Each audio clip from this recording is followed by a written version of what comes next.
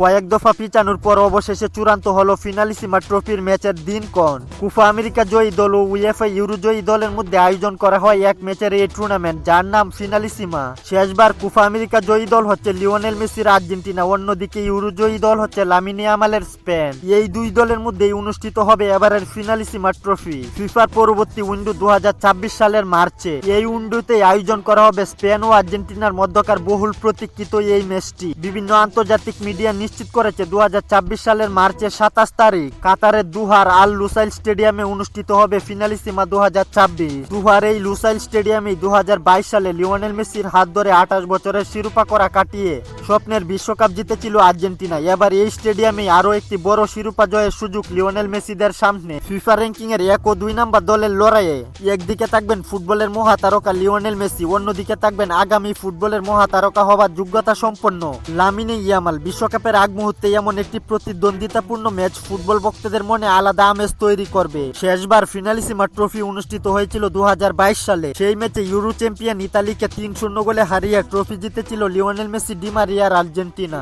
এবার Di Maria না থাকলেও লিওনেল মেসির নেতৃত্বে আর্জেন্টিনা দল যথেষ্ট শক্তিশালী। বিশ্বকাপের আগে স্পেনকে হারিয়ে আর্জেন্টিনা কি আরো একটি শিরোপা জিততে পারবে? কমেন্ট করে জানিয়ে দিন আপনার মতামত। খেলাধুলার গুরুত্বপূর্ণ আপডেট পেতে আমাদের চ্যানেলটি সাবস্ক্রাইব করে পাশেই থাকুন।